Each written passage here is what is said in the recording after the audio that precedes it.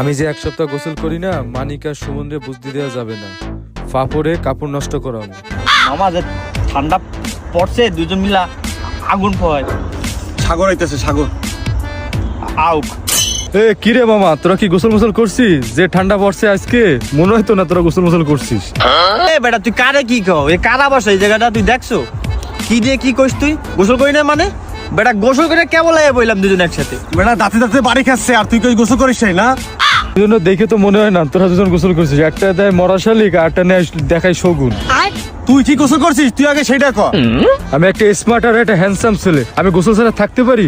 তোকে দুজনে গা দিয়ে তো বদবদ করে গন্ধ বেরোয়। তোকে দিয়ে থাকলে আমারও মনে হয় গোসল করা লাগে। তার থেকে আমি বাড়ি যাই, কম্বলের তলে থাকি, সেটা আরো ভালো হবে। তোকে দিয়ে থাকা আইসে জ্ঞানী পোলার জ্ঞানী কথা। ওর মাদ্দারে কালকে শুনলাম যে পোলারে 7 দিন ধরে পানির ধারে পারে নিতে পারে না, আর ও আইসে আরেকজনের জ্ঞান দিতে। হালার পোলা তো একটা কাগজের মতো দেখা যাইতেছে। ও বলে গোসল করছে। কও তুমি চলো, এই জায়গাটা পুরো ব্যাট বাস দিয়ে দিচ্ছে, অন্য জায়গায় যায় আগুন পায়। চলো চলো। স্মার্ট পোলাপান্ডাই গোসল করা ছাড়া থাকে। Bye, guys.